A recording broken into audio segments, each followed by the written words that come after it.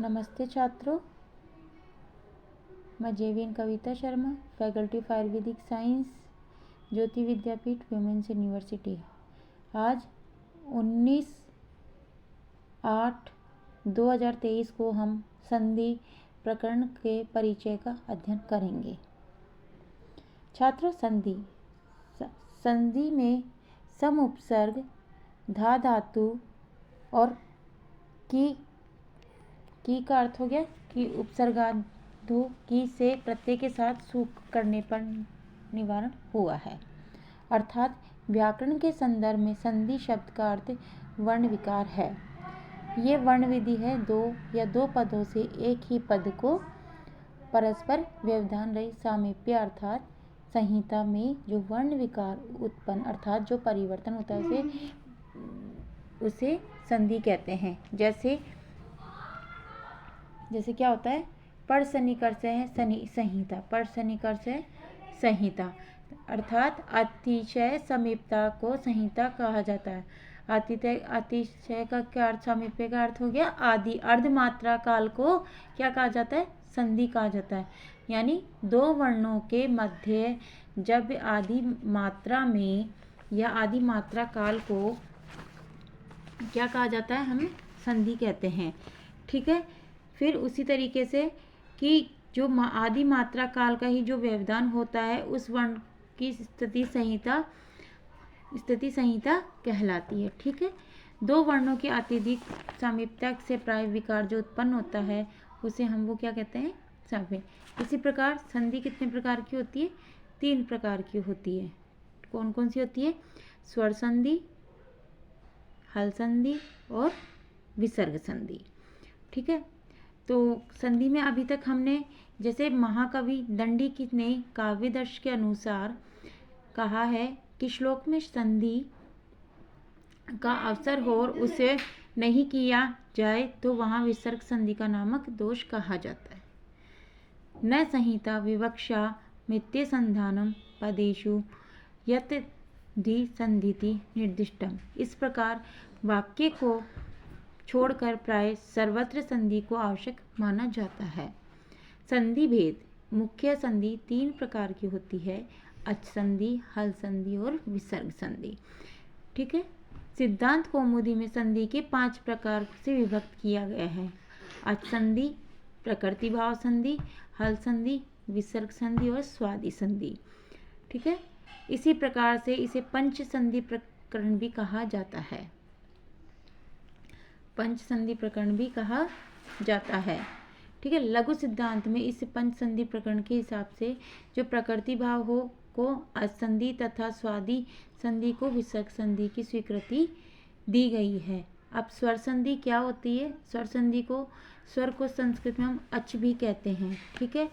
प्रथम शब्द या शब्दांश की अंतिम ध्वनि, ठीक है, अंतिम ध्वनि स्वर हो या उसके पश्चात स्वर हो तो दोनों के मेल में उत्पन्न विकार को हम स्वर संधि कहते हैं अर्थात अच संधि कहते हैं।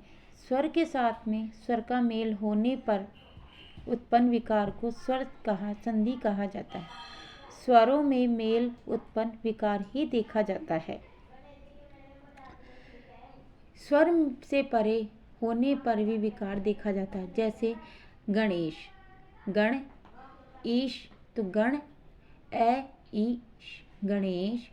उसी तरीके से लघु सिद्धांत में स्वर संधि के अवान्तर भेद, स्वर संधि के भेद में कई प्रकार की प्रधानता होती है।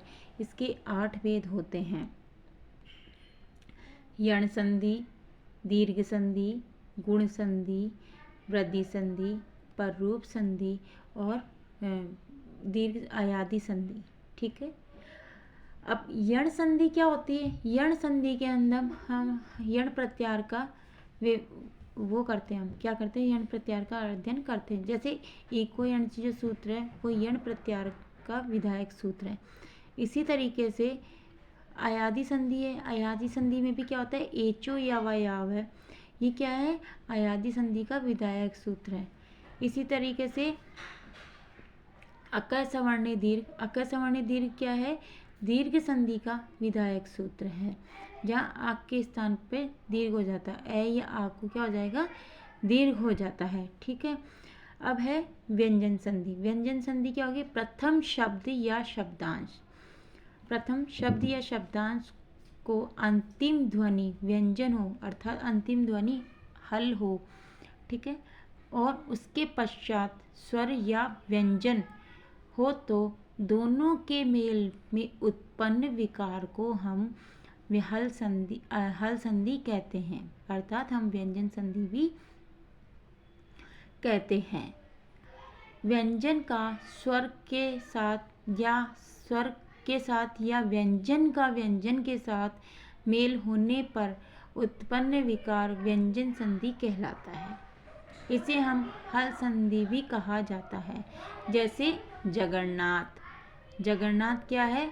उसका हल संधि का उदाहरण हुआ। ठीक है। इसी तरीके से हल संधि के भेद है ष्टुत्व संधि, ष्टुत्व संधि, जश्त्व संधि और